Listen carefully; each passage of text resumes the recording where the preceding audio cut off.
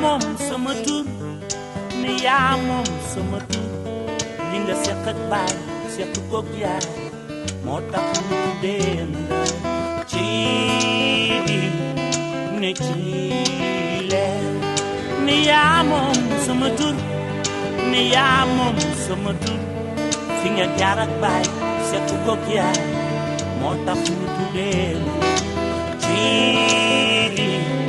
ne Ciile yee mag ñëw na ni woo mag ñëw na yee mag ñëw na ni woo mag ñëw na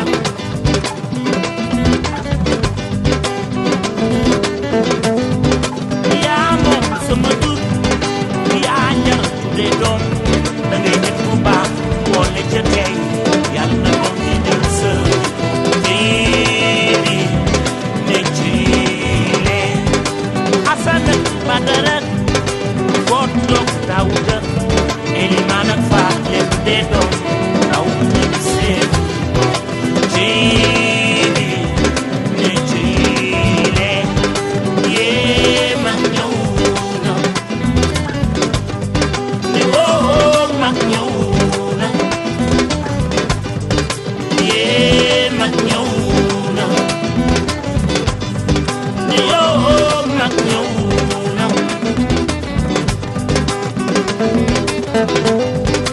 Alima Bintu Caroline Jojo Elisa ak Faat leen tuddee doom naw na ci seen Ciidi ne Ciile ni yaa moom sama tur ni yaa moom sama tur li nga seq ak baay seq koog yaay moo tax ñu tuddee Ciidi ne Ciile yee mag ñëw na ma yàqal ku ne ni woo mag ñëw na ma yàqal ku ne yee mag ñëw na ma yàqal ku ne ni woo mag ñëw na ma yàqal ku ne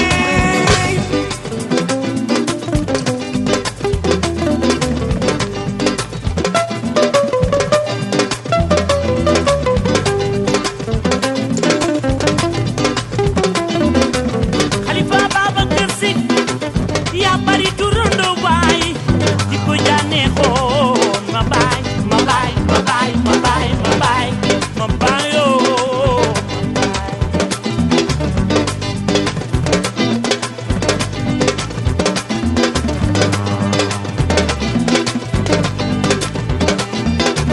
Sëriñ Fallu Mbàkke yaa bari turandoo baay di ko jaanee xoon ma baay ma baay ma baay ma baay ma baay ma baayoo ma baay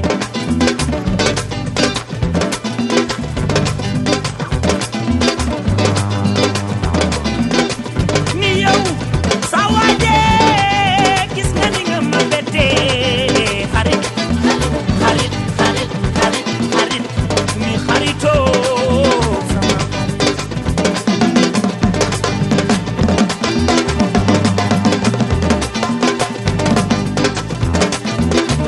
Sëñ Fallu Mbàkke Mbàkke bala ay sa moo bari turandoo waaw si ko yaa neexoo ma baay ma baay ma baay ma baay ma baay ma baay ma baayoo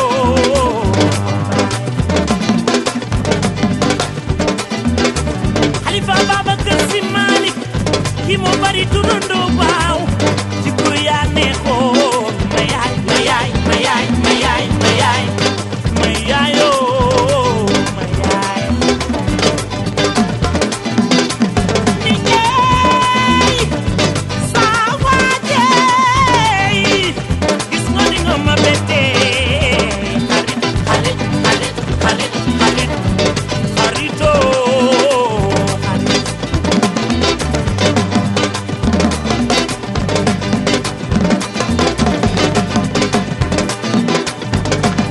du ma yàqal ku ne du ma yàqal ku ne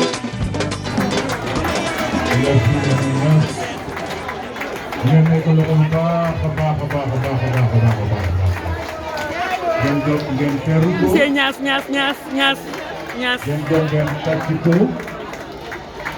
Ousmane Toua. ñu jàngal li mu ñu yar te tey ku nekk ci ñun góoru yàlla nga fees fi nga toog am ay responsabilité ginnaawam dafa yaatu lool ci li mu jàngal ku nekk dans le monde banque mondiale état Nations Unies ci réew yëpp foo dem ci institution yu gën a rëy am na fa ay élèves yoo xam ne ñu ngi fa ak sur le plan national ak fépp foo xamante ni ci espéro état bi la kon ginnaawam yaatu na lool ñun soulagement la contentement la pour ñun ñu war a mën a immortaliser ko parce que loolu moo ñu dese parce que ban souvenir la ñu dese mooy ñun ñu formaté suñu conscience jël éducation bi nga xam moo waroon ci ñun mu def ko ci ñun waaye nag nan lañ koy fàttali ko toujours pour l'éternité mooy ñu fexe ba benn infrastructure bu toll nii valeur 250 millions dañ ko doon wax ci état bi tabax kon ñu fexe ba tuddee ko nga xamante ne sa concours dootul say monsieur le ministre loolu moo doon suñu yéene te yàlla may nañu ko mais bu sant yàlla nag conseil de quartier bi sant population bi bàjjenu gox yi ASC ñi ngi sant di gërëm bu baax ba baax a baax CGE ñu mujj tamit encore def délégation dem seeti ji lu di le maire Jumbo. Cela veut dire que suñu papa ji lépp loo xam ne yéene nañ ko woon fu ñu dem rek dafaa yomb dafaa nooy yàlla barkeel ko moom le 23 même pas un mois mu convoqué le conseil municipal de la ville am na ay conseils yu nekk fii d'après écho yi ñu ma jox ñu ne bis boobu dañoo xam ne point bi deuxième point la xamu troisième point la mais ca nit ñi dañoo wax andi ko ñu def ko premier point ci li ñu ma wax fekke wum ma ñu daal di ko débattre évacuer ko à l'unanimité ñëpp d'accord ci nu defi tuddee suñu papa Lamine Niass école bi ñoom it noonu la ñuy jël propositif bi continuer ko représentant état moo def muy le préfet ñoom ñu jël délibération bi ak nu ci rapport de présentation bi yëpp daal di ko jox mooy le préfet représentant de l'état ñu jox ko moom it mu approuvé ñu jël ci nim yëpp ñoom it ñu xool ñu wax tamit il le mérite gannaaw biographie ñu def rapport de présentation pour war ko teg table gouvernement bi au niveau du secrétariat général du gouvernement ci Abdou Latif Coulibaly mu déposé ko foofu ñu fexe ba Macky Sall jot ko Macky Sall ba mu ko jotee le 2 avril bi passé ñu daal di signé décret présidentiel bi pour wane ne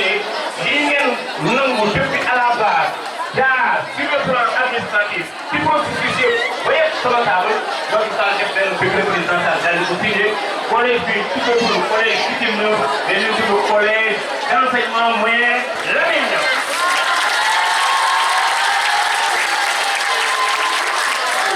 waaw ñu ko ñu ngi jóg vraiment approuvé loolu kontaan ci loolu ñu ngi leen di sant bu baax a baax a baax gis nañu kontaan nañu ñëpp xam loolu ba nga xamante ne document administratif yu ñu def ci collège bi au lieu mu am TL Pikine Neuf di dem ci administration bi IA ak IEF ak ministère lu moo ñu dese woon ak yow mooy immortaliser sa tur ba faw waaw symbole bu rëy nga ci ñun amul lu ñu jàngaloon nag temps bi ñu nekk fii ci école bi ba ci micro jardinage en 1968 ba tey ci ñun nag man nag duma mën a wax lépp mais dama bëggoon wax ne fan lañu waroon jaar rek ba yegg si fii waaye lii doy na sant yàlla doy na gërëm yàlla ak doy na contentement te lii moo tax ñu ñëw pour war la teral moo tax lépp loo xamante ne document administratif la li ko daree ci numte ci conseil de quartier bi jaar ci CGE bi jaar ci numte ci ministère de l'éducation nationale ba dem à la présidence de la République ba ci décret présidentiel lépp laa des comme document mi ngi nii collège d'enseignement moyen Lamine Niass décret numéro 2021 422 du 2 avril 2021 moom laa lay jox.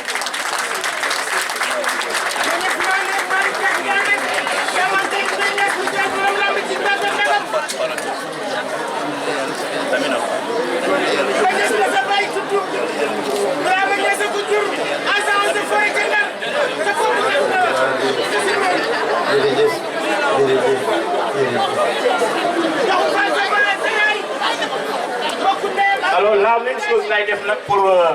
nu mu tëddee collège bi muy parrain bi muy nu mu tëddee principal bi pour jox ko les mêmes documents yi nga xam ne jox naa ko nu mu tëddee Lamine Niass document administratif yëpp ñu ngi alors ana waa kay très bien. moo formé secrétaire yi ci Mauritanie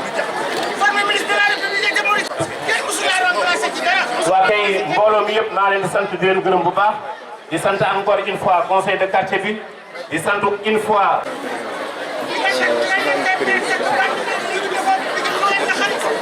merci jërëjëf imam gis naa ni ñu gore ngeen le comité de gestion ñu gore ngeen algóor ñu gore ngeen Abdul Xaadir ñu gore ngeen parce que li ngeen fësal nii su ngeen ko waxul woon tey nit ñi dañuy defe ne lu yomb la son discours mais ni ko loxo bu baax a baax a baax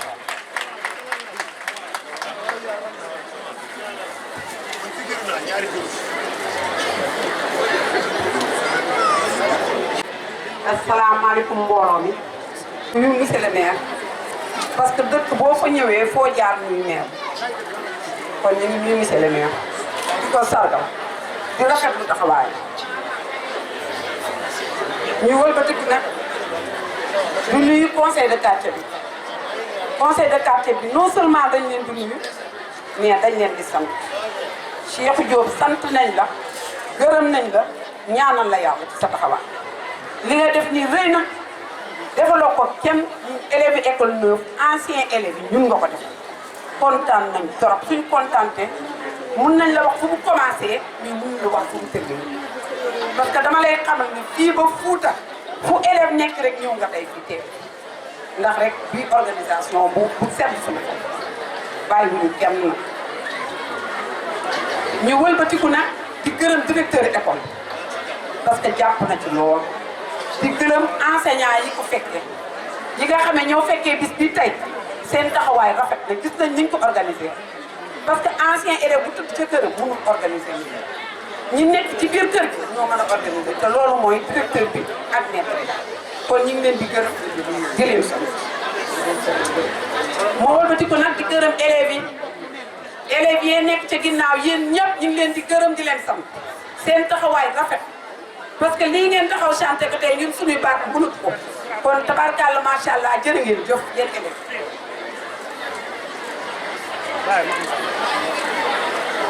may gërëm tamit suñu enseignant yi fi nekkoon ci école bi yoruñu école bi comme ni ko Cheikh Diop waxee léegi yaakaar naa façon nit bu nekk nitu état ku di génne ni ci école na parce que nag yàlla daf ñu tànnaloon koo xamante ne macha allah ñuy monsieur Lamine Niass muy toog tey dañoo kontaan ci moom dañ naan ku màgg da ngay gërëm sa ndey baa nga xarab ñun dañoo màgg gërëm Lamine Niass mi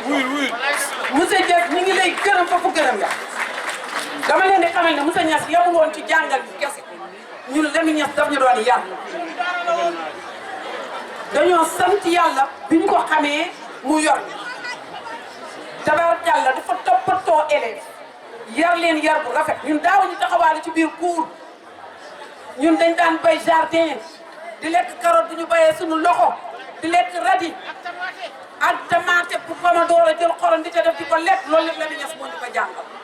tey jii da ngay gis ci YouTube bi ñu naan tomate baax na ci nit kon ñun tomate defal nañ lu bari parce que Lamine Niass moo ñu doon yar ci loolu jardin lañu amoon ci digg école bi loolu defe naa bareetul école yi ko am léegi ñuy arrosé ngoon bu jox di def éducation physique lu mu waree mu ñuy éduqué ci digg ni boo tasee moom ci mbedd mi sax am na nooy doxee am na nooy wax parce que le lendemain matin na la leer na bu xëyee dina la laaj ne lan moo xewoon démb bi ma la gisee ci mbedd bi nga doon taxawaal lan moo taxoon nga doon taxawaal toogoo jàng si la ko parce que moom génn woon biir quartier bi ci quartier bi rek la dëkk may wax ne nag quartier bii dafa nekk quartier moo xamante ni de passage maa ngi gërëm Chérif di kontaan ci ñaan yu ñu ñaan quartier bi nag Naar Diop ba ko yore woon suñu papa Naar Diop yàlla na ko yàlla xare àjjana ñu amoon ay mag yu baax yu jiite quartier ñu naan Alaaji Abdou Karim Dia bàyyi lu ñu dara dese lu ñu dara bii quartier laa wax ne nit daaw fi xiif te Lamine Niass daawul dindi poosam joxe départ li may wax ni bu amul nañ ma ne amul directeur d'école la woon éducateur la woon da daan dimbali njabooti social kon vraiment li ñu bëgg a wax yëpp sax xajul ci bis bi parce que bu ñu bàyyi woon dañuy wax ba 5 heures man rek mun naa ko wax ñun biir këram lañ yaroo biir këram lañ daan toog yaayu jaxate mii di soxnaam ay doomam ñoo ko daan boot kon ñun yàgg nañoo ak Lamine Niass teraanga bu nekk Lamine Niass dafa lépp lu mu am tey jii ñu tuddee école bi daf ko mérité nit du am lu mu mérité rek mënoon naa gën a gudd na parce que li ma xam ci Lamine Niass bare na li ma xam ci njabootam bare na Lamine Niass li mu jaaroon ñun bare na Lamine Niass li mu defantee ñun bare na école bu mu saan a feer mu ne aw ma place bu ba élève ba de dina la gàtt boole laa beneen directeur bu la ci beneen école bii gàcce élève daa am ñu xamal kon tabarkàlla macha allah kontaan nañ tey ci jour bi nañu suñu xol kenn yal na yàlla yàq sa xabaar yal na yàlla guddal sa xam dañu lool discours bi mënoon na gën a gudd mais dama koy yemale fii rek pour bañ a déranger pour bëgg ñu fi gàtt na heure bi la ak moom yaramam bi mu xaw a naqari tuuti loolu rek la waaye moo war a jërë ngeen jëf. jërëjëf waaye nag baax na ci xale yi s'il vous plaît xale yi ngeen wàññi seen wax merci beaucoup waaye nag foog ñu bàyyi xel nag sunu parents ndaxte toogaay bi warul a yàq foog ñu koy bàyyi xel. ñu jox kàddu gi ku mag kilifa wax naa ko un homme charismatique qui est le président de l'APE monsieur Algora Sène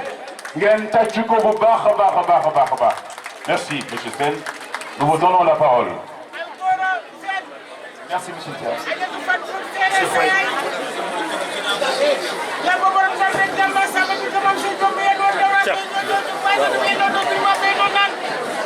asalaamaaleykum wa rahmatullah mbooloo mi ñoo ngi leen di nuyu yéen ñëpp di leen siyaare ba pare di am mbégte lool ci seen teewaay. Monsieur le maire de la ville de Pikine, monsieur le représentant de l'IF, plutôt monsieur le représentant de l'IA, monsieur le principal ICM, monsieur le parrain Lamine Niass, monsieur le président de l'union départementale de l'association des parents d'élèves Ngour Faye ici présent, monsieur, mesdames et messieurs les invités, chers hôtes d'honneur, chers membres du conseil de quartier et de l'amicale des anciens de l'école 9, chers amis, chers élèves, c'est un grand honneur et un privilège pour moi de faire au nom de l'association des parents d'élèves une adresse à cette assemblée à l'occasion de la cérémonie de parrainage et je remercie tous ceux qui ont répondu à notre invitation pour être là aujourd'hui avec nous à l'occasion du baptême du CRM Lamine Niass qui est plus que méritant. En cette heureuse circonstance, je voudrais saluer la présence parmi nous du maire de la ville de Pikine, M. Abdoulaye Timbo.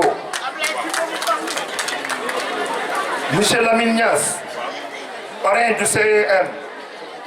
nous tenons à vous exprimer notre profonde gratitude pour l'honneur que vous nous faites en acceptant ce parrainage. En répondant favorablement à notre demande, vous nous avez apporté votre caution. Merci encore une fois, M. Niass. L'association des parents d'élèves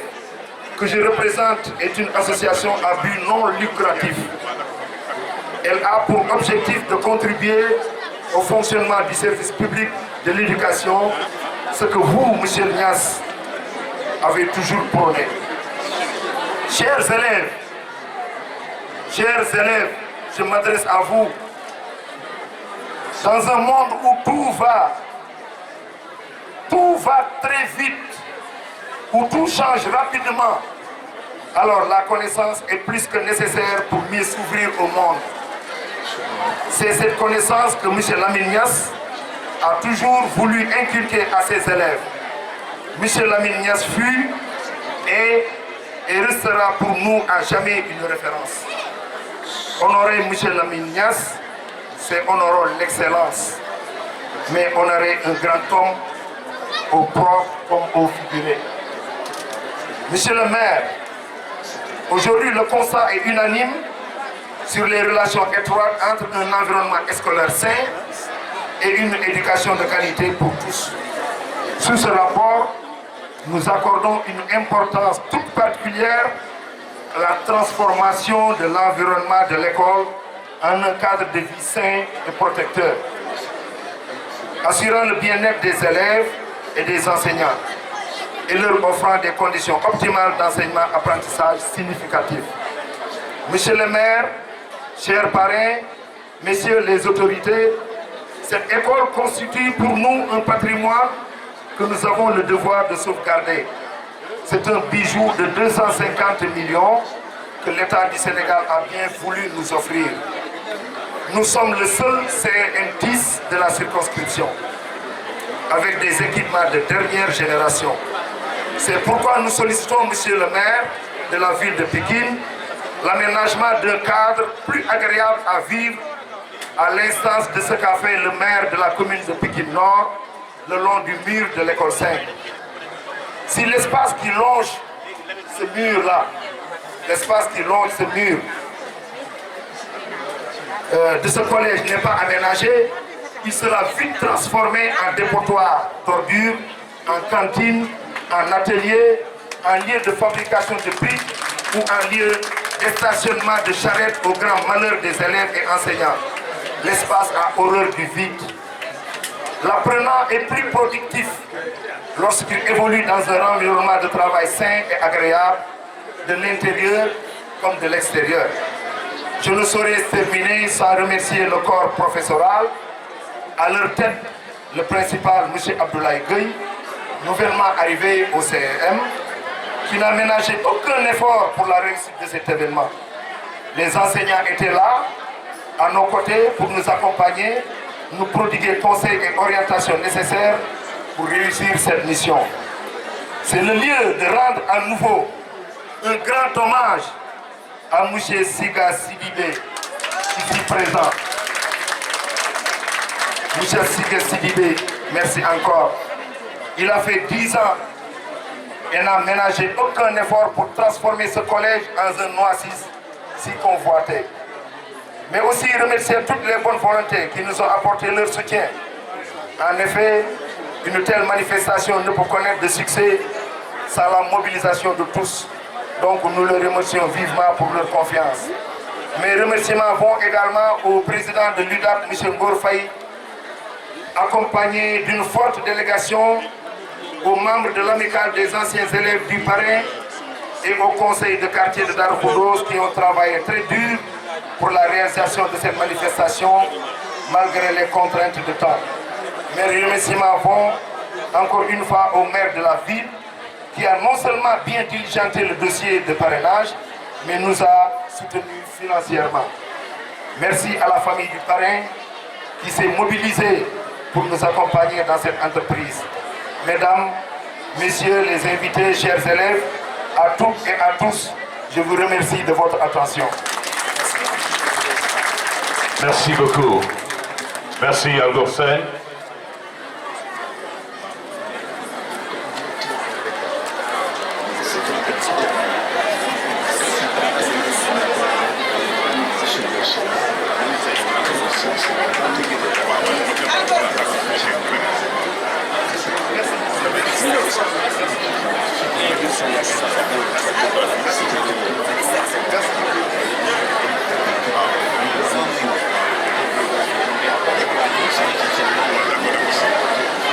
waaw jërëjëf kon nag El Hadj Lamine Niass macha allah yal na sunu borom bi wéy di la jàppale rek ni ngi nuyu Bamba Dieng représentant Ibrahima Top di nuyu itam Moustapha Diagne président APE lycée Serigne Bass Bara waaw am na ay cadeau yoo xamante ni yëpp góor gi yaay borom de cadeau yaay.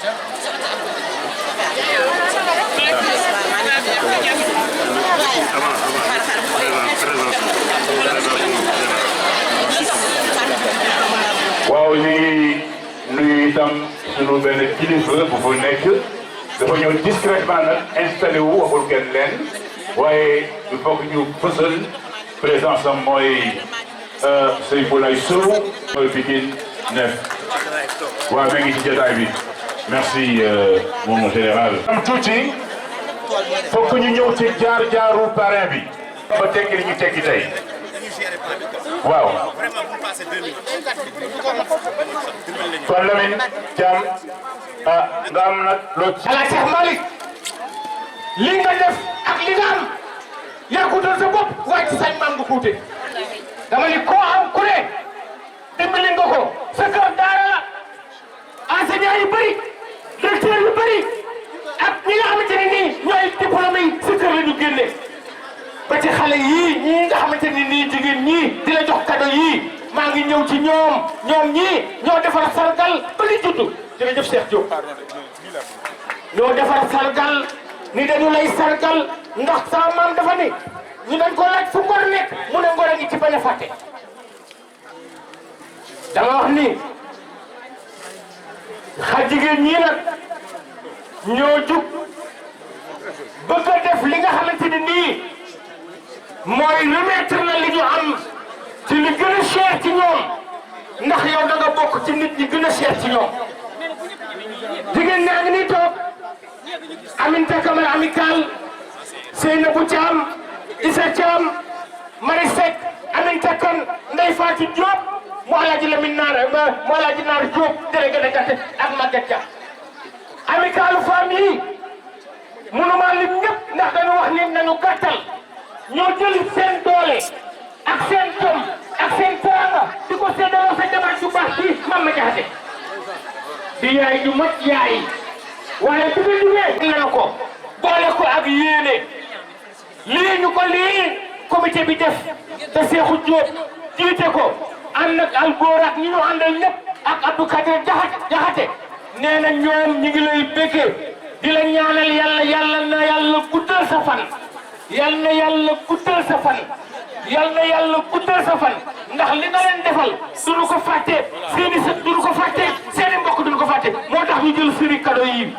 am na ay tableau am na ay 16 pliante gi nii 16 pliante gi nii kii tableau d'art la bii sa portrait la bii sa portrait la bii sa portrait papay xam nga Cheikh Lamine dañu wax rek ci enseignant bi waaye dafa yàgg defal Pikine jumaay Pikine di nga gis 1952 bokk na ci mag ñi nga xamante ne nii ñoo am sëkk ko autorisation ñu def fa dara lu ñuy jullee yàgg na ci diine moom ak góor gi Sodou Diop góor gi Aliou Ndiaye góor gi Bawara Seck góor gi Sayer Diop góor gi Massey Diop ñoom ñooy ñi nga xamante ni ñoo dajaloo woon seen i doole seen i force def première juma ci nga xam ne moo am ci département Pikine jërëjëf Ndiaye. léegi nag monsieur le maire Ablaye Timbo jërëjëfati yaa tabax CM ba ca Thiaroye Géej yaa borom bloc opératoire yi borom terrain multifonctionnel yi borom li nga xamante ni nii mooy pawage bi ci réew mi monsieur le maire yaa yow mii bi ñu délibéré lii nga xamante ni moom la Cheikhou Diop wax ca mairie ba fekk na ma fa. troisième point la woon génn ko premier point yaa mën lu baax yaa mën a def lu baax yaa jàppale Pikine yow la Pikine bëgg yow la Pikine wóolu monsieur le maire doomu alal jërëjëf kon nag comme dafa gàtt Pape jërëjëf nag sant bu baax di la gërëm di gërëm Cheikhou Diop li ma fi indi woon mooy loolu rek ndax roof yàqul jën roof yàqul jën. jërëjëf Lamine Thiam merci beaucoup rafet na merci beaucoup. waaw mais bu ñëpp taxawee ñu ne duñ ko gis de nit ñi dañ ko gis de mais ñi nga war a taxaw non nii laa nii dañoo def nii ñun xoolal nii la ñuy def nii comme ça ñee gis. waaw kon nag waaw remise de cadeau yi waaw assez rapidement s'il vous plaît s'il vous plaît s'il vous plaît. merci Pape. ma accompagné leen Ndeye Fatou jërëjëf Diop kontaan nañu baax El Hadj Naar Diop sa baay moo doon délégué de quartier bi tudd càkk mi di taw Fall Faral bi mu ci xante ndeer bi rek tamit mu daanu kër Mbaye. xare nañu buur càkk wala ñaawul ñu dellu xare ndeer wala ñaawul amal la Diop sa Dagana sa maam moo sant Serigne Bamba moom la Serigne Bamba jële woon Dagana yóbbu ko Diourbel lu waay di laaj ci masala mu ne laaj leen Naar Diop sa maam amal la Diop sa maam moom la Serigne Bamba waxoon ni lu ma waay di laaj na ko laaj Naar Diop sa maam amal la Diop sa maam Dagana la waree topp Serigne Bamba mu sàncal ko Diourbel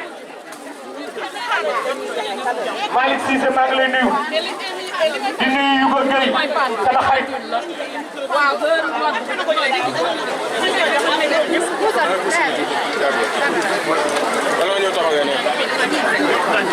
Alaaji Lamine Niass ku ko def di ko dégg de li nga def il y a 50 ans il y a 60 ans de cela ku la ni woon xale yi nekk nañu ay mag ba ñëw di la sargal fii nga xamante ni moom nga sañ ci en 1964 da koy weddi waaye def lu baax am solo ma Niass maa ne Malick Niass maa ne amante ne ko sa lamb ci mbagam Alaaji Ablaye Niass daati saf nijaay moo formé enseignant yi Alaaji Ablaye Niass daati sa laay waaw nee na seen lii nag ngeen koy jox seen yaay na gaaw mu ne ma gaaw Pape nee na gaaw nee na lii ma dem Niass ko moom ata bismillah Pape na gaaw rek na gaaw ñu jox leen rek ñu joxe rek ndax waaw ñu joxe rek bu ñu paree léegi jox Pape mu àggale monsieur le maire Ablaye Touba Touba na ma yow nee na waa enseignant yi fi nekk dañ leen bëgg a décorer nee na on n'a pas le temps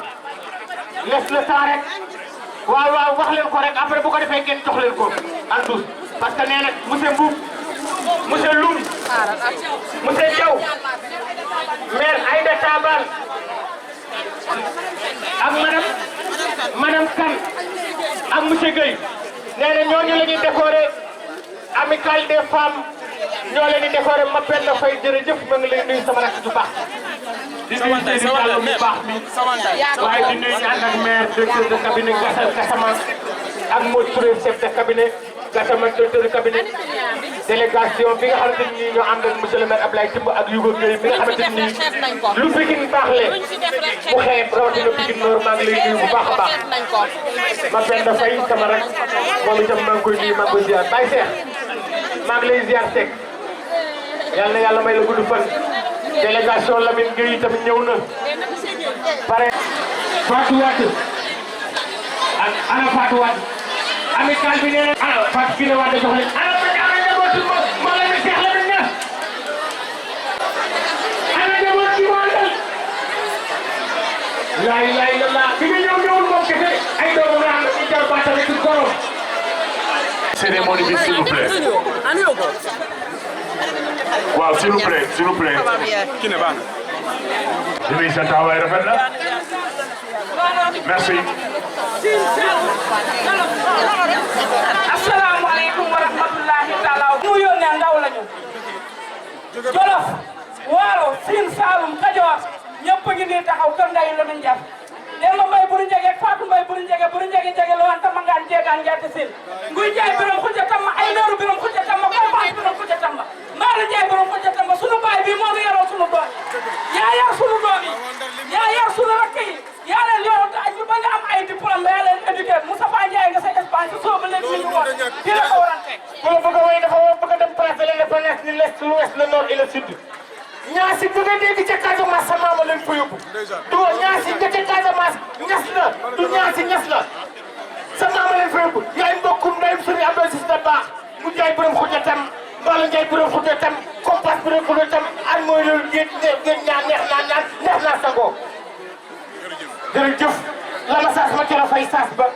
Cece Jële Ndiaye jaaful ba lépp leer para doole ba nga mën a ngoone samal borom Kajoor Bawol yow mi Sénégal ku la bëgg a way da lay taxaw place de l'Indépendance ni l'est l'ouest le nord et le sud fu waay way Lamine Niass la way yaay mbokkum Sénégal yëpp bonne nuit.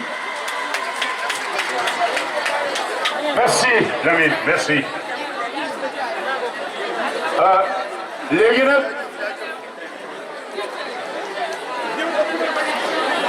waaw jërëjëf jërëjëf soxna si waaw merci beaucoup merci jërëjëf waaw jërë ngeen jëf waaw may nañu tuuti rek ñu tàmbali ñu continuer waxtaan wi merci jërë ngeen jëf jërë ngeen jëf.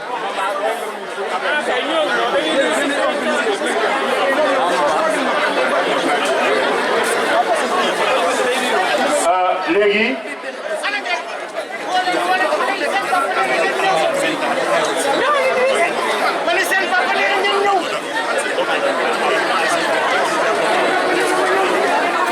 waaw léegi dañu bëggoon ngeen nañu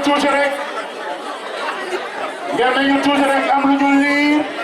muy biographie Cheikh Lamine Niass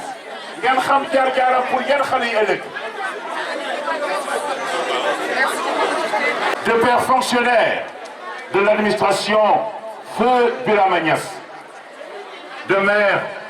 la princesse du Cayor Diakhou Fall. Lamine Niass est talibé khadra de Cheikhna Cheikh Sidi Mohamed Amouyassar avec un titre de cheikh. Il fréquente l'école élémentaire de Ndiolofène à Saint-Louis de 1944 à 1946. Orphelin de père en 1946, il est repris par son oncle maternel, Babacar Fall, directeur d'école à Rosso, Mauritanie. De 1947 à 1949, il est élève au collège Xavier Kopelabi de Rosso en Mauritanie. En 1949, il fait partie de la première promotion du cours normal de Boutilimite où il obtint son brevet élémentaire en 1951. Avant de servir comme instituteur adjoint à Kifa jusqu'en 1953. Dans la même année, il incorpora l'armée française comme deuxième sapeur mineur au camp marchand de Rufisque, où il fut libéré en 1954 et affecté comme instituteur adjoint à Alec, puis Rosso et Kaïdi en 1959, d'où il obtient le CAP et est affecté à Neymar comme directeur d'école en 1960, où est née d'ailleurs sa première fille. Il est ensuite affecté à Rosso pour diriger l'école primaire jusqu'en juillet 1964 et atteindre le grade d'instituteur plat de classe exceptionnelle.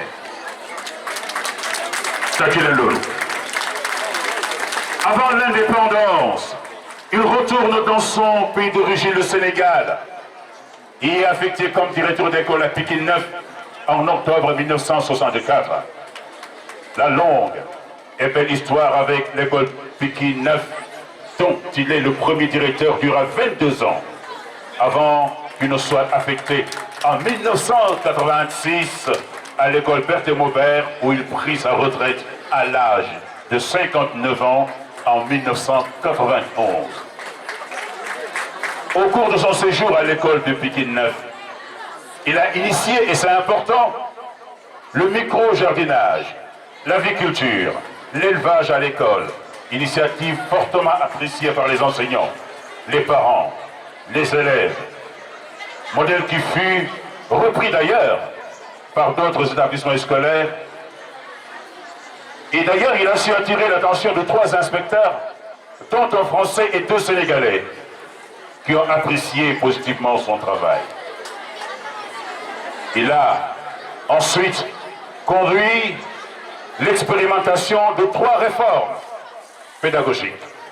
Le CLAD, c'est le Centre de linguistique appliquée de Dakar, l'école nouvelle et l'introduction de la langue wolof dans les classes télévisuelles. Bravo. Décoré et élevé au grade de chevalier des palmes académiques en 1987, il a effectué son pèlerinage à la Mecque en 2010. Cher, mes respects. Jërëjëf. waaye nag am na foo bokk moom lu ñuy fësal. Seydil Mujahidina yonent Yàlla Muhammad Seydil Awwalina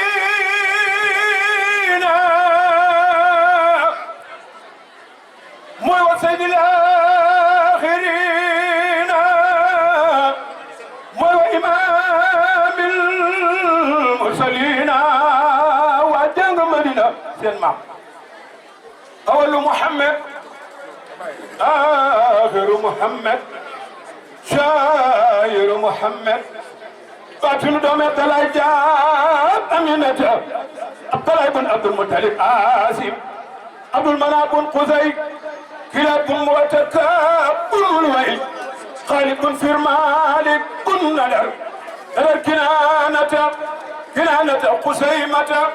قسيمة مدركة إلياس بن مدر نفرمات إلى حدنانا سلمام ما كان جدو مبينن فلما مبينن فلوت فلرنيان ممسحا ممنين سيدنا محمد هو الذي فوق سوى من البرايا بالهدى جينا بكتاب كتب السماء يرزق المحسن وفي الجنان والصغاب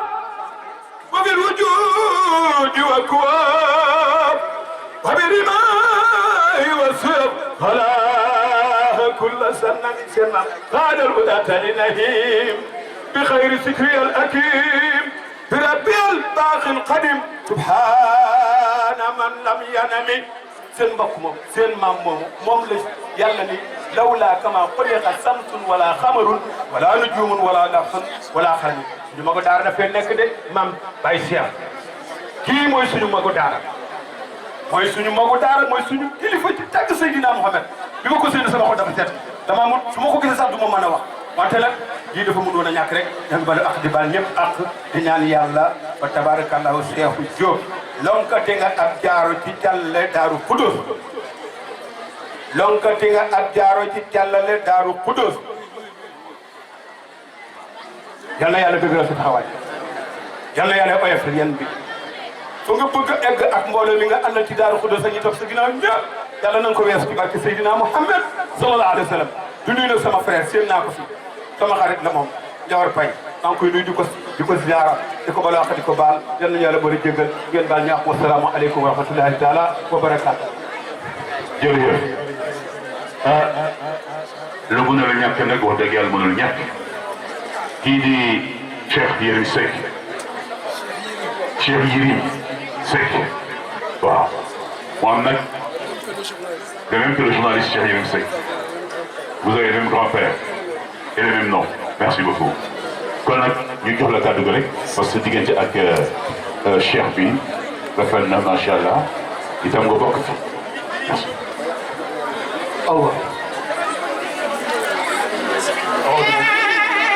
Ça c'est ma femme. Mon épouse.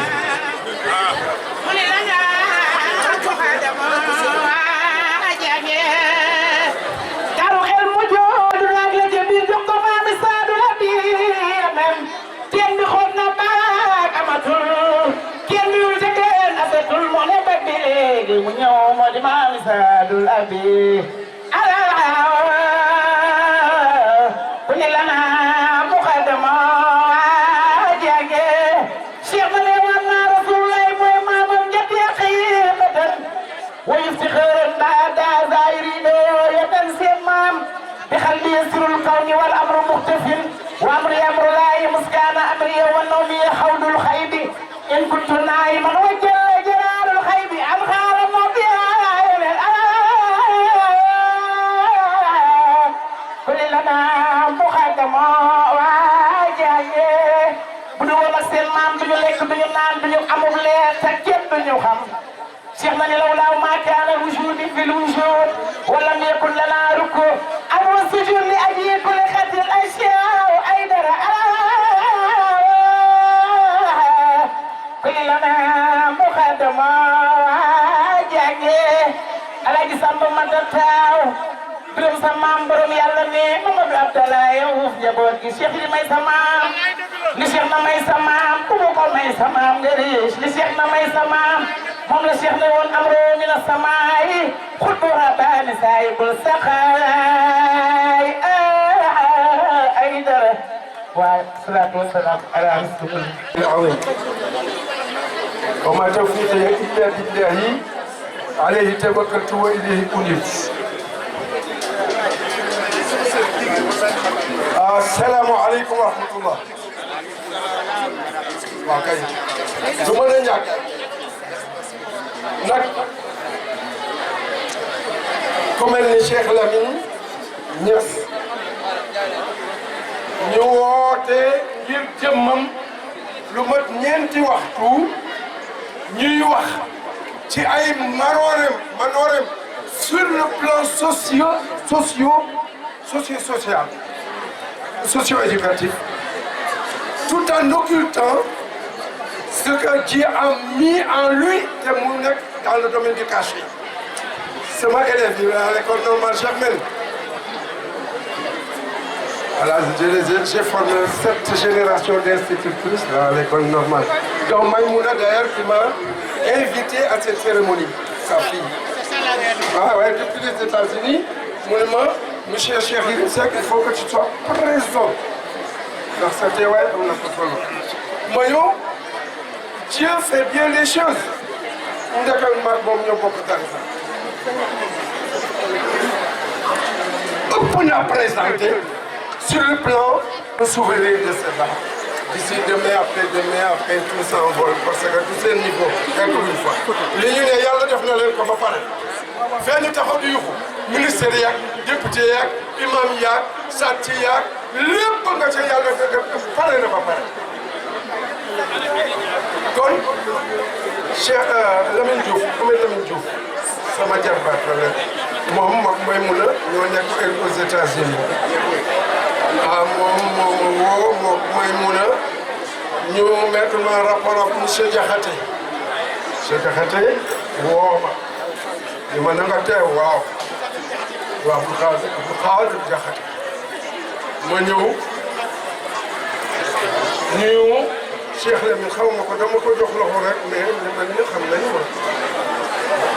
média baaxul mu daal damay làkk naar من ونامس من تعيط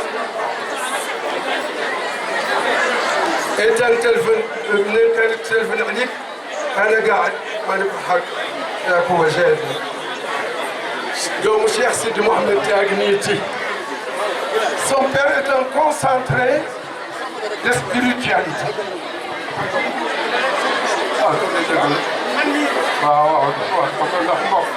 waaye dama ne moom kii toog papaam mi sëriñu Cheikh Sidi Mouhamed ak ñoom Cheikh Bilal ñii ay tegale baatin la ñu langee ci yoon ci Yàlla Mouhamed jaar ci Cheikh Abdou Khadre Jilani ñëw ci Cheikh na Cheikh Ahmed Fadel nag c'est-à-dire dal ci Cheikh na Cheikh Saad Cheikh na Cheikh Saad bu nampal Cheikh Toura mii ñu suul fii Cheikh na Cheikh Toura nampal Cheikh Sidi Mouhamed Taj nii donc une dimension telle qu'à l'actuel Khalif des Khadres, l'actuel Khalif général des Khadres, Cheikh na Cheikh Aya. Ah, ça c'est mon fils qui donne. Merci. L'actuel Khalif général des Khadres, Cheikh na Cheikh Aya. Yak moom yéen a bokk seen la spiritualité xool leen nii rek lay waxee ni tàkkantal ko ba tax ne yow lu la defal ci lii takkandeeru li nga war a am la. Cheikh na Cheikh Aya Cheikh na Cheikh Saad Boy maam Cheikh na Cheikh Saad Boy maamu Cheikh Toura Cheikh na Cheikh Toura di tax sëriñu Cheikh Sidi Mouhamed Diagne la yàlla waloon na di jox Cheikh na Cheikh Aya mi da koo jël jox ko taalibe moom mi chérif di sëtu yonent di sëtu Cheikh na Cheikh Saad yàlla dénk ko benn taalibe Cheikh na Cheikh Saad pour mu doon tarbiya pour jox muy bàyyam. C'est très compliqué, c'est ce que je suis en train d'expliquer. Mais pour vous dire que simplement que c'est pas parce qu'on s'appelle Mbacké ou Si ou Aïdara qu'on ne peut pas être un disciple d'un secte ou d'un Ndiaye ou d'un Guy. C'est ça. Soufisme noonu lay doxee. Ah ouais, bien sûr, sinon je ne l'aurais pas. Moi, je ne fais pas. Ah, fi mu ne Khadria bi, je vais me vanter un peu. Khadria bi fi mu ne kenn raw ma. Doo tudd non dama koy seetal damay reetaan sama yàlla guddal seen fan. Sans vous, le stress tuerait les gens sur leur lit. Wallaay léeg-léeg ma reelu yéen lu ma royee dama seetaan carte télé mais pour dire ce sont les germainiennes école normale germaine la bokk seen collègue may mu leen moo ma ko yëgal ma ñëw ngir rek leen Cheikh Lamine Niass nii ma xamal ñi ko tudde école bi ni nii ñu ko tuddee ci suuf yàlla tudde na ko yeneen école yu gën a rëy ci kaw waaw way maa wax léegi li du léegi wolof de lu nit xool ba defal na ko ci suuf bi parce que da nga ko ji teraanga te nit ki benn rek la lay fayal benn école rek yàlla fukki école lay fay man jaa bi hasanatin falahu ashru amthaliha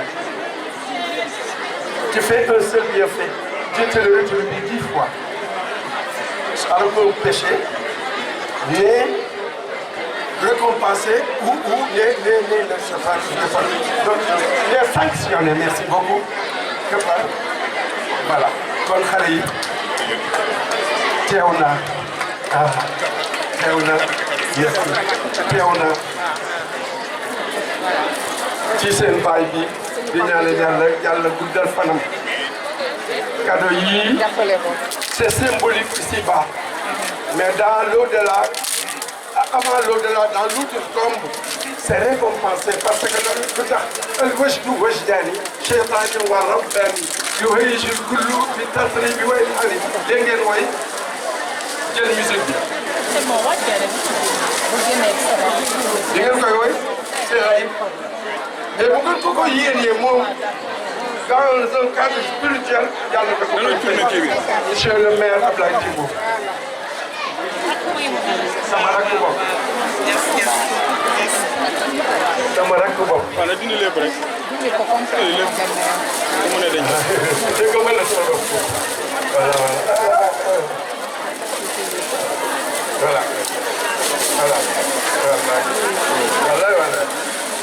voilà kon monsieur Faye takk naa la xarit fii vraiment mooy ne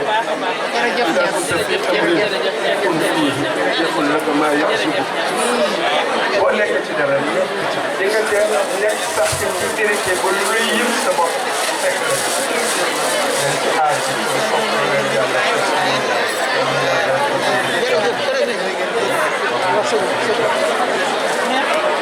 jërëjëf Cheikh bi wax ji am solo lu fi wax léegi chaque fois bu ma laajtee ci nit ñi dañu tiit ndax jaaxle ndax sama kaala gi moi je suis un professeur certifié en éducation physique et sportive formé à l'IEF d'Académie des sports de Strasbourg la dernière génération promotion française hein ah oui seulement l'islam dafa am doole. dafa am doole. les femmes. celui qu'on avait enterré à Tivaouane après 12 jours de tombe on l'a déterré ci kattanu ba Cheikh na Cheikh Saad Bou. merci jërëjëf. oui c'est pas pour rien que ñu war a ci jataay bi waaw. léegi nag bëggoon nañu jël ku nekk. waaye dama wax ni nañu bàyyi xel kii nga xamante ne mooy parrain bi mag la il faut que tant de patience yi nga xamante ni am na ko ñu jëm ko réduire au maximum c'est important waaw moo tax ñu bëggoon rek soxna bi waaw ñaare buñ ne tuuti ni ñoom dañuy dem loolu mooy mbir mi waaw kon mën nañ la may tuuti laata ñu jox kàddu gi Cheikh Lamine Niass yow yaay kan Ndeye Fatou Fall d'accord. Alaaji Lamine Niass Jaxu Fall la ñuy wooyee sa yaay Jaxu Fall Daouda Fall la ñuy wooyee baayam am nga yaay Ajaratu Fatou Fall Daouda lañ koy wooyee am nga yaay Ajaratu Ndeye Mbissine Fall Daouda lañ koy wooyee am nga yaay Mbayang Fall Daouda lañ koy wooyee am nga yaay Fat Fall Daouda lañ koy wooyee am nga nijaay Babacar Fall Daouda lañ koy wooyee am nga nijaay Alaaji Maguette Fall Daouda sama baay lañ koy wooye Moussa Fall Daouda ay seen nijaay Alaaji Diouf Fall Daouda ay seen nijaay ñooñu Daouda Fall la ñuy wooyee seen baay Daouda Fall Aline Fall la ñuy wooyee baayam Aline Fall Makumba Fall la ñuy wooyee baayam Makumba Fall laay magam jëleen la ñuy wooyee baayam laay magam jëleen aligéey siimum teex la ñuy wooyee baayam damel de chefum do Massamba Ndoumbé Fall jom bi de Tolof Fall kankal birum ñu ñëw damel maa joot naa sigéen maa joojo kuli kumbaam daaw yande amay ngone aram mbaa ji ñax dem daal mi sa joot lama saas mo cawa fay saas ko bu mi ngoor maa wa faal doy ma ca benn baat ba kankal ma ca Tuubaa ñu woon ku daw ñaaw am nga fan yooyu maam ak ñett yoo xam ne damel lañu ñoom 32 ñoo sant Fall 33e bi la doo ngoone laati laa ngeen ngoone laati Fall ak jur sa maam damel Samba Law bi Fall ci gaaw ci waaw cee leela Fall nga kaw la yéen li ma leen Fall boobu ma yaa ngi jërëjëf am na solo remonte un peu la généalogie donc sa mère est princesse Diakhou Fall voilà il a le sang royal dans ses veines jërëjëf Cheikh Serigne Niass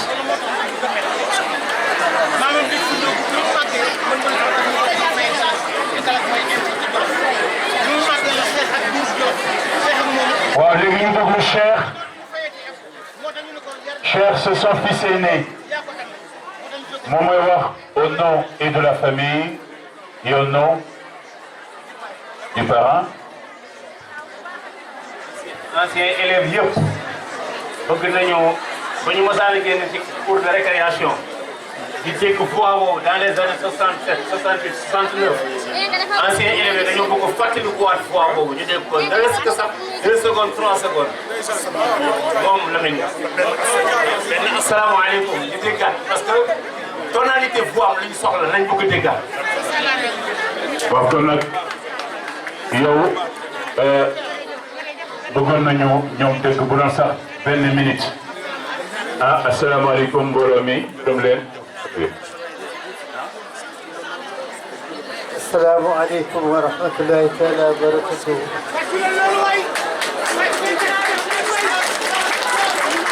mbokk yi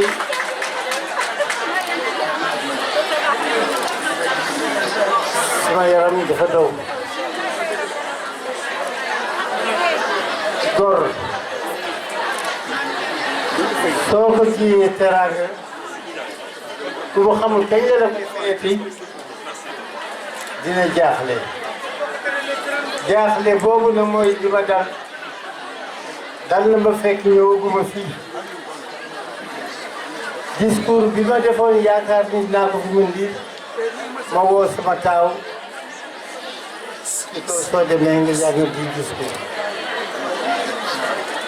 yàlla sama borom maa ngi lay dénk mbooloo mi teew fii tey waaw maa ngi leen di dénk maa ngi lay dénk jàngalekat yi fi daje tey maa ngi lay dénk taalibe yi fi daje tey yal na yàlla yokk seen sutura yal na yàlla yokk seen man ngeen baal ma rek ma ñaan sama borom mu faj soo aajo faj seen aajo faj aajo mbooloo mu jëlee أعوذ بالله من الشيطان الرجيم بسم الله الرحمن الرحيم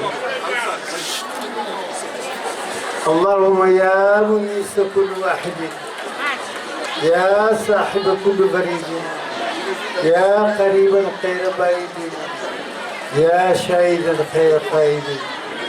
نسألك باسمك بسم الله الرحمن الرحيم الحي القيوم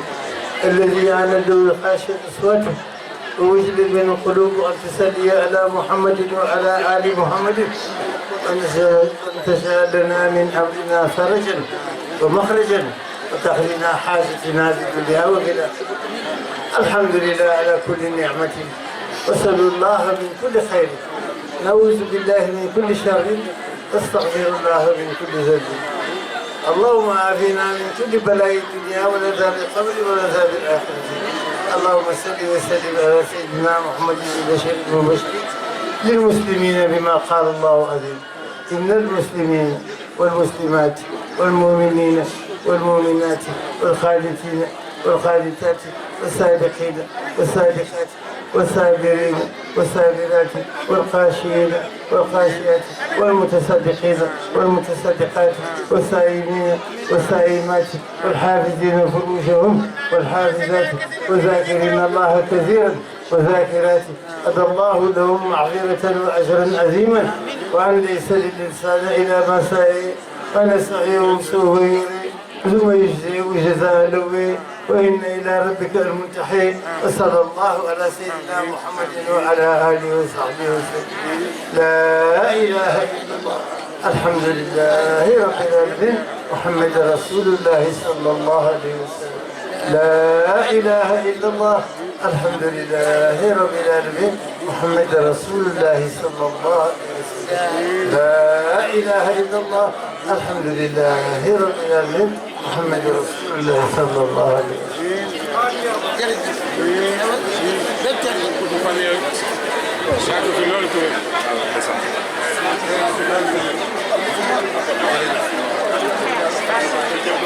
بسم الله عظيم القرآن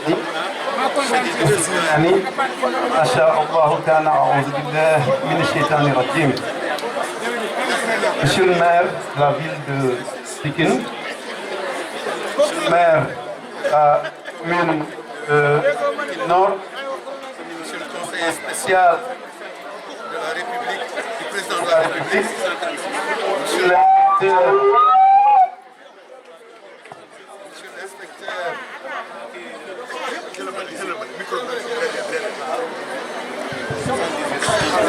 Monsieur l'inspecteur d'éducation et de la formation du département de Pikine, Monsieur le principal du collège d'enseignement moyen Lamine Niass de Pikine, Monsieur le président du conseil de quartier, Mesdames, Messieurs les autorités administratives, religieuses et coutumières, chacun en son rang et qualité, mes chers anciens collaborateurs, mes anciens élèves, chers professeurs, chers élèves, honorables invités, agents de presse. À l'entame de mon propos,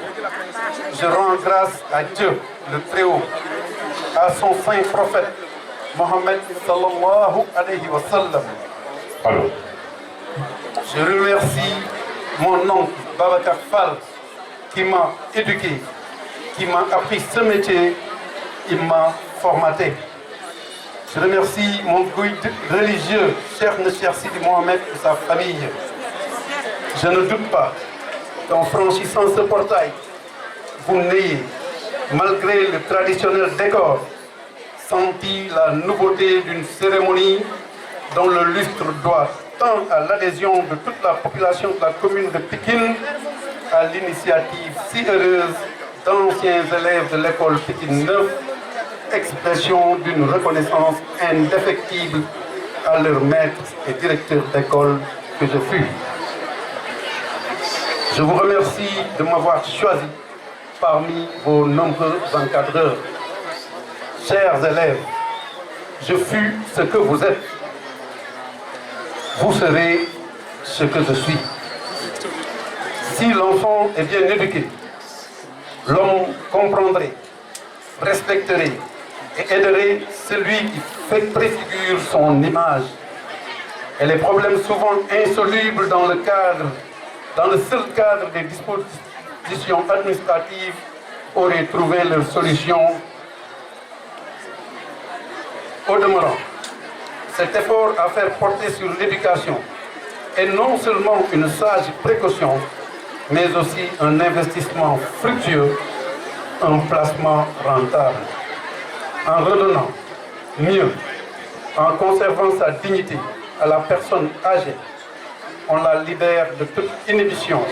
et la société bénéficiera du trésor de connaissances qui s'accumule en tout être au fil des années. De nos jours, il est de bon ton de mépriser le savoir-faire des anciens. Certes, bien des connaissances deviennent rapidement obsolètes. Pourtant, le tour de main l'esprit de métier ne s'acquiert que par une longue intime pratique. Au-delà des structures et du contenu quotidien de l'existence, il faut donner un sens à cette extraordinaire et toujours mystérieuse aventure qu'est la vie. Les anciens connaissent le parcours, ils en savent les charmes et les blessures, et que celui qui ne sait cultiver dans son cœur la lumière et l'amour se retrouve ballotté d'incertitudes et de regrets quand déclinent les forces et s'estompe le temps des illusions. Ils peuvent, ces anciens, affirmer qu'il n'y a de véritable joie que dans celle que l'on suscite chez les autres, dans la compréhension de leurs soucis, dans l'aide que l'on peut leur apporter, dans l'amour qui éclairera leur cœur. Et surtout, à notre époque, où les maîtres que nous donnons à la jeunesse semblent se cantonner dans l'enseignement des techniques, où les médias omniprésents évitent à longueur d'antenne la faculté de leur verborée anesthésiante, où l'éclatement des structures familiales ne permet plus que l'enfant et l'homme lui-même puissent s'imprégner de l'identité de leur milieu naturel, les anciens peuvent, les anciens doivent jouer un rôle déterminant. Pour cette confusion d'individus à la dérive, ils peuvent constituer une position d'ancrage salutaire, car eux seuls ont exploré le grand livre de la vie, eux seuls ont reçu des ancêtres un savoir, un jugement, une foi. Ils sont les témoins, les acteurs d'années oubliées dont l'empreinte conditionne cependant les avancées d'aujourd'hui. Ayant vécu les situations analogues, ayant souvent payé le prix de leurs erreurs, ils peuvent plus certainement distinguer la réalité du mirage. Aucun arbre ne prospère hors de son milieu naturel. Il en est de même pour l'homme. Il a besoin de sentir en lui-même l'âme des siècles estompés, besoin de participer à la continuelle gestation d'un devenir. Cette mémoire collective, sensation physique du passé et certitude consolatrice de sérénité, à la fois explication de notre présence et justification de notre existence. Les anciens qui en sont les dépositaires doivent la transmettre aux générations qui viennent, légataires de la flamme de la vie. Ils la confieront plus ardente encore à leurs héritiers. Les anciens ne peuvent faillir à leurs devoirs. Les devoirs et les droits, ce sont les volets du diptyque, inséparables, s'expliquant, se conditionnant, se justifiant réciproquement. Monsieur le maire, assistance, c'est là tout le sens de la cérémonie qui nous réunit aujourd'hui, organisée justement par les anciens élèves de l'école Pikine 9 qui offrent cette journée en exemple aux actuels élèves, collège désormais dénommé Collège d'enseignement moyen Lamine Niasse. Aux anciens élèves, votre directeur a bien perçu la marque de reconnaissance, vos sentiments d'estime, de sympathie et de considération. À mes condisciples, les Tlamides de Cherne, j'ai encore en mémoire les voyages de Ziara où vous avez fait bloc autour de feu, cher Seyni Ndiaye et moi-même, en direction de El Mouyassar. Nous nous sommes abreuvés de La ilaha illallah dans la source intarissable de la foi. Aux membres de la famille, votre frère, oncle, père, cousin, grand-père a bien perçu la marque d'amour, de respect, de solidarité, manifestation des vertus familiales. Je dédie cette distinction à mon oncle, à mon guide et à tous mes collaborateurs avec qui nous avons construit ce résultat. À eux, je dis bravo, l'honneur vous revient. À monsieur le président du conseil de quartier, monsieur Cheikh Tidiane Diop, à monsieur le maire de la ville de Pikine, à monsieur le ministre de l'Éducation nationale, à son excellence, monsieur le président de la République, j'exprime ma profonde gratitude et mes sincères remerciements. À travers ma personne, vous avez honoré tous les enseignants. Qu'Allah vous honore, vous protège et vous le rende au centuple. Je vous remercie de votre aimant.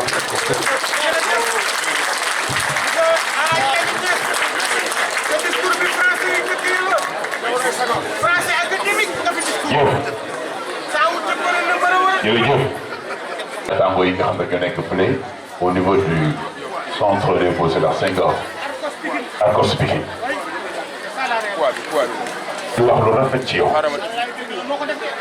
merci monsieur le maire, je vous demande de l'applaudir très fort. Je vais prendre la parole. Waaw yow kay xam nga lan mooy griot déglu rek ana bu ñëw rek xam nga lan mooy griot mooy celui qui crie oh kon nag crier. Pape je crie haut parce que kii di wax jaral na ma crier haut kii wax nga ko léegi mooy xaritu artiste yi bureau artistique la complexe waaye loolu yëpp bureau communicateur traditionnel dont je suis le président du département waaye kii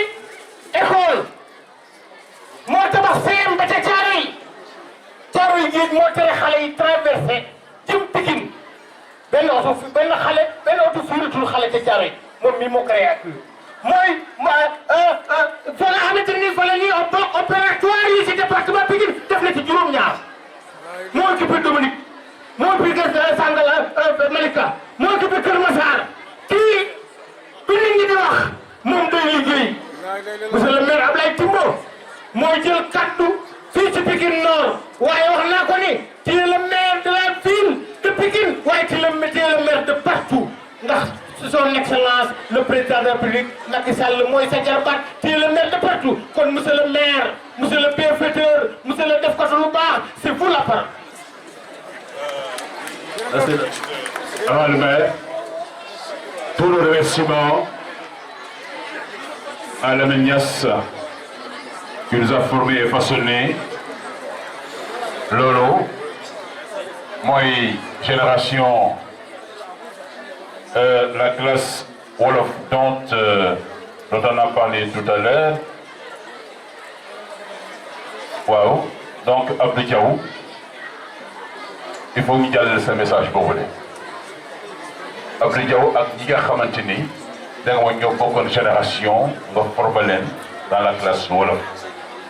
kon nag ñu ngi jàllale sa ngërëm seen i ngërëm sa remerciement ci yow kon nag merci beaucoup. Merci beaucoup monsieur Faye. Assalamu alaikum wa rahmatullah. Monsieur le maire de la commune de Pikine Nord, monsieur son représentant de la LO, Madame l'honorable députée Salamata Korera, députée à l'Assemblée nationale, son représentant ici présent, monsieur l'inspecteur d'académie et de la formation de Pikine, son représentant le principal du collège Lamine Niass, monsieur le président du collège d'enseignement moyen, donc représentant ici l'inspecteur d'académie et l'inspecteur de l'éducation et de la formation de Pikine, mesdames et messieurs les professeurs et les agents composant la collectivité éducative du collège d'enseignement moyen École 9 de Pikine, monsieur le président du conseil de quartier de Darou Khoudoss, monsieur le président du comité de gestion du collège d'enseignement moyen de l'école 9 de Pikine, monsieur le président de l'association des anciens élèves de l'école 9 de Pikine, monsieur le président de l'association départementale des parents d'élèves de Pikine, monsieur Ngor Faye, chers fils et neveux apprenants, chers invités, mesdames et messieurs, nous nous retrouvons ce jour pour matérialiser et manifester la reconnaissance d'une communauté, bien après celle de l'État à travers l'élévation au chevalier des palmes académiques, la reconnaissance donc d'une communauté à un homme multidimensionnel et exceptionnel qui aura participé durant une bonne partie de sa vie à la construction des hommes de ce pays. Cette cérémonie reste symbolique à plus d'un titre. Je ne reviendrai pas sur la biographie du doyen Lamine Niasse, dressée par les orateurs qui m'ont précédé. Retenons qu'il aura formaté plusieurs générations de Mauritaniens et de Sénégalais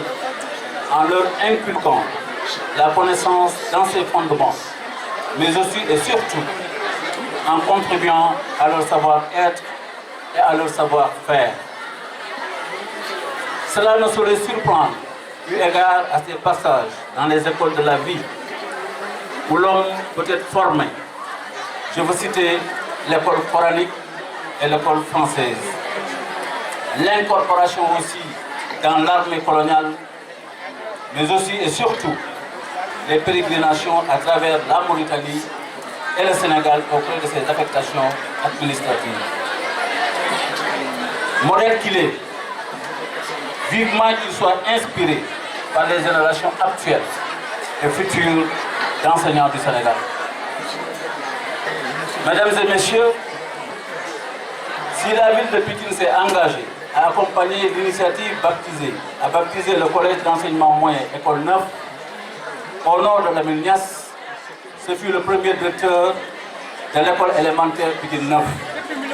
et qui a exercé la fonction plus d'une vingtaine d'années après avoir trouvé l'idée et la démarche donc très noble. La ville de Pikine, à travers son conseil municipal, s'est totalement engagée pour la dénomination de cette école, de ce collège d'enseignement moyen. En cela, nous saluons la démarche consensuelle des initiateurs, notamment le conseil de quartier et d'Aroukoudos, le comité de gestion, l'association des parents d'élèves du collège d'enseignement moyen de l'école et l'amicale des anciens élèves de l'école qu'ils veuillent accepter ici l'expression de toute notre reconnaissance. Cette reconnaissance va aussi au ministre de l'Éducation nationale, au conseil municipal de la ville de Pikine, aux autorités communales de Pikine Nord et aux autorités académiques, notamment l'inspecteur de l'éducation et de la formation de Pikine et l'inspection d'académie Pikine-Guédiawaye. Par ailleurs, l'engagement de la ville de Pikine à soutenir l'initiative répond indirectement à la préoccupation de l'institution municipale de contribuer fortement au développement du capital humain dans son territoire à travers des investissements matériels et immatériels dans l'éducation, la formation et la santé. Mesdames et messieurs, je voudrais encore une fois de plus saisir l'opportunité qui m'est offerte à travers la distinction faite au doyen Lamine Niasse de rendre au nom de la population de Pikine un vibrant hommage aux enseignants de la ville, tout corps et générations confondues. Si la ville de Pikine recèle d'éminentes personnalités dans tous les domaines de la vie économique et sociale, notamment des cadres et des intellectuels de haut niveau de renommée nationale et internationale, elle le doit en partie à des enseignants de la trempe du doyen Lamine Niasse. En conséquence de quoi, j'ai l'honneur et le privilège aujourd'hui, au nom du conseil municipal de la ville de Pikine, et en vertu de sa délibération prise et du décret signé par son Excellence le Président de la République, M. Macky Sall, et en témoignage des personnes présentes, baptisé le collège moyen École 9 au nom du collège d'enseignement Lamine Niasse.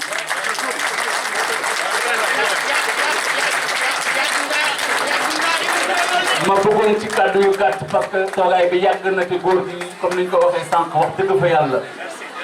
ñun ñëpp on est très sensible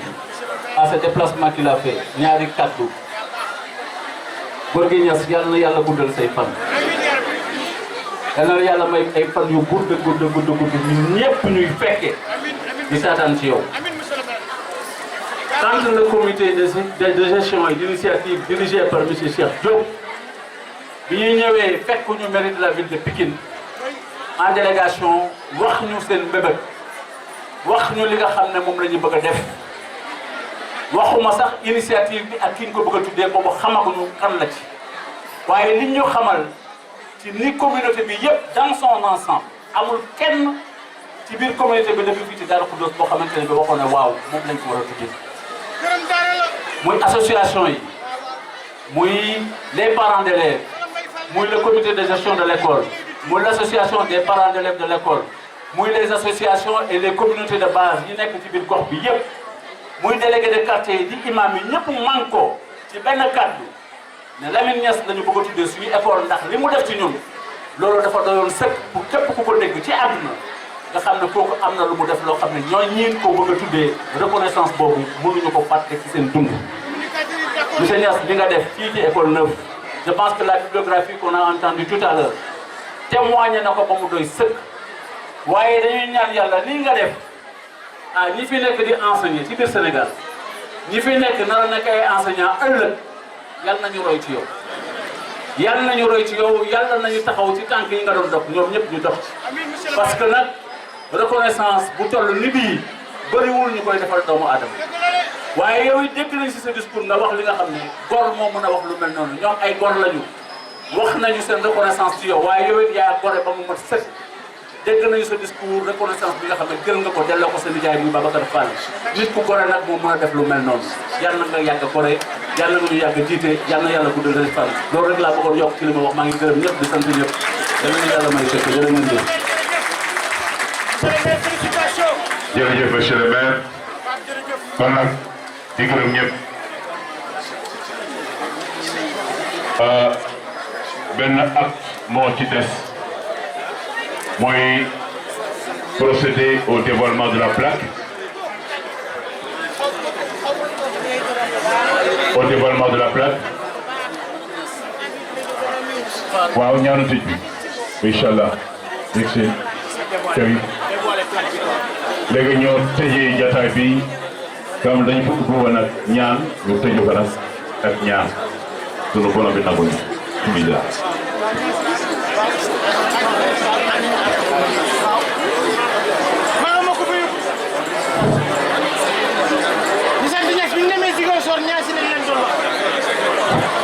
ngeen may ñu tuuti mbir mi jeex na ba paam mooy sëriñu Cheikh Lamine papaam moo seexal Cheikh Lamine Cheikh Lamine Pikine école neuve bi laa ilaha illallah buñ ko daan dégg ci kër yi mu dëkk fii yàlla ak bàyyi kii toog papaam mooy Cheikh Sidi Mouhamed Diagne dëkk ginnaaw bu tilimi mu yasar buñ daan dem guddi Laylatul Qadr biñ daan dem kii mooy wàcce kaamil yi Baqara ba Naas guddi bu ne ñu ne ko ba bëccëg kon bu ñëwee ngir Cheikh Lamine ngeen may ko mu ñaan rek ñu yéegee ko dem ndax fa mu jóge daa sori waaw te lépp mot Cheikh Lamine nag ñun li ngeen wax ñun duñu wax lu ñu sante ko yàlla rek ndax ñëpp la jàng waaye ñun ci ñoo ci raw ndax ñooy njabootu ruuxam ndax ñoo bokk sëriñ ñooy njabootu ruuxam آخر دعوانا مين اللي هو مدي واحد الحمد لله اللهم لا تدع لنا ذنبا الا غفرته ولا دينا الا قضيته حاجة من حوائج الدنيا والآخرة هي لك بك ولنا فيها صلاح إلا قضيتها يا أرحم الراحمين اللهم انزل علينا في هذه الساعة من خيرك وبركاتك ما أنزلت على أوليائك وخصصت به أحبائك وإننا برد عفوك وحلاوة مغفرتك وانشر علينا رحمتك التي وسعت كل شيء رحمة تعم الحاضرين والغائبين. السلام عليكم.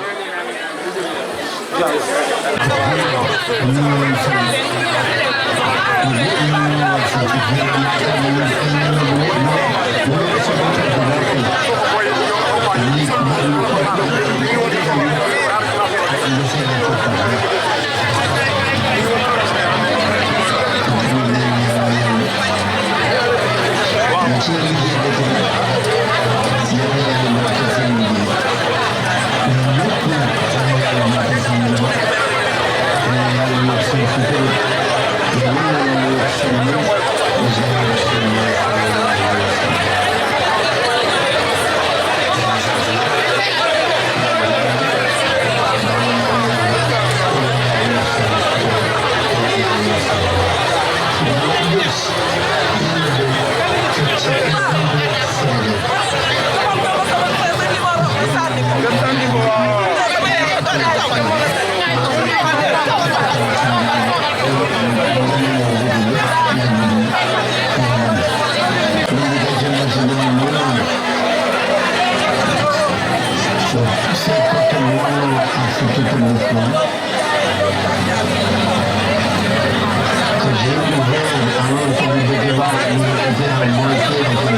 Thank you.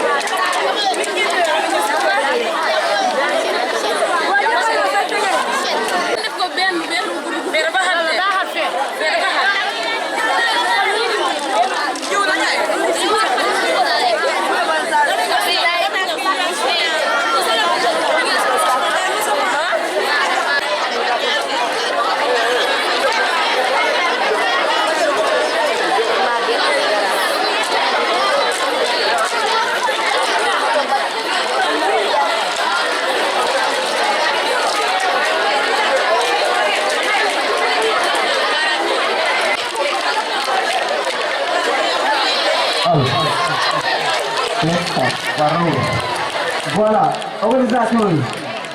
s'il vous plaît de grâce xam ngeen taxaw ci parce que organisation moom mooy lépp su organisation bi baaxee comme événement bi day baax te événement bi baaxul comme du neex comme de grâce organisation nañ ci jàpp parce que ñu doon média comme ça ni ma ko waxee woon rek respecté ordre bi.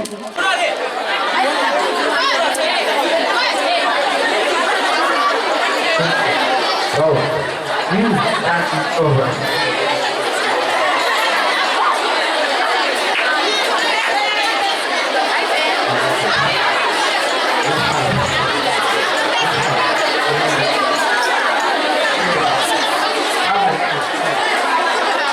Voilà. Oh, oui. Wow. Allez, les gars, voilà, c'est juste. Parce que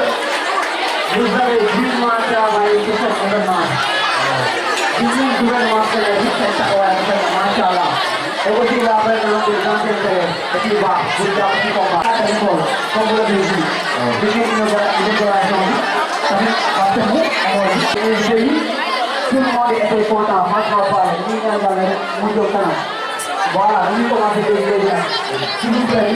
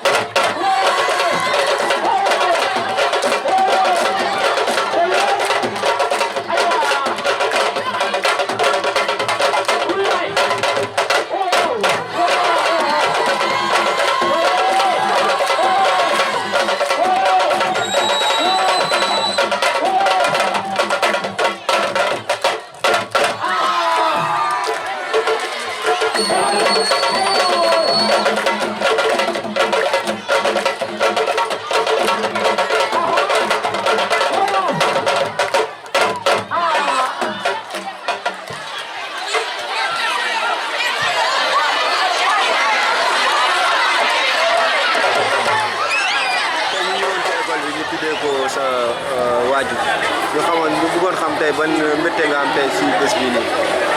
waaw dañuy am sentiment mbégte mënul weesu lii ndaxte jël école bu toll nii ancien élève am boobu ba léegi am na léegi ñeenti at ñu sargal ko taxaw ci ne fokk dañ koy tuddee école di ko dox ba yàlla antul ko ñun amuñu seen fay ki nga xam ne dafa jël sa tur jël sa sant xam ne moom am na tur am na sant waajur mais mu jël sa tur ak sa sant waajur teg ko ne bii bu ko tuñu mu fay ba mukk kooku amatoo bayam kooku mënoo too ko defal dara ba fay ñu ngi leen di sant ñoom ñëpp di leen gërëm imam Cheikh Ahmed Tidiane Diop taxawaayam rafet na ancien élèves yi association bi ñu def ñoom ñëpp gis nañ seen taxawaay les élèves actuels gis nañ seen taxawaay le proviseur le principal ak ay enseignants vraiment gis nañ seen taxawaay ñu ngi remercier quartier Darou Khoudoss ñëpp man bu ma jàngandool fii yàgg na ñëpp ñu ngi fi woon teew tey bokk ak ñun mbégte bi te tey koo ci tijji woon xolam ci ñoom da ngay gis ne mbégte bi moom lañ am ñu koy rafetlu ci sant yàlla alhamdulilah rabbil alamin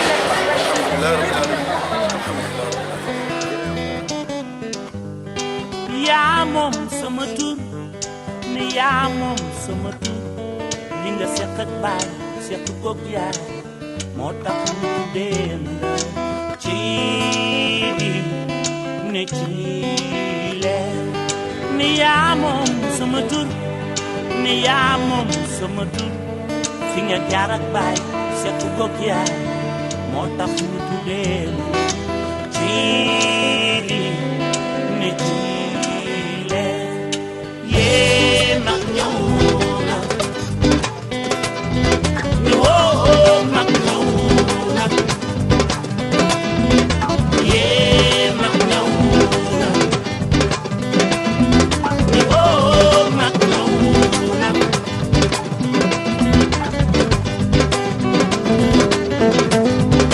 yaa moom sama tur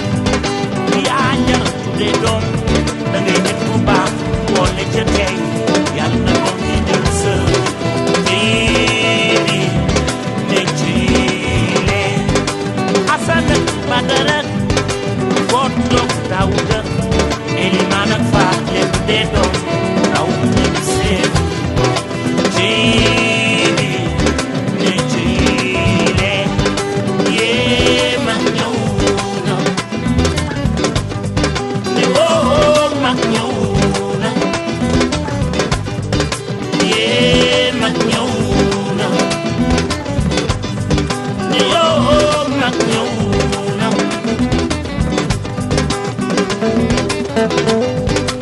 Alima Bintu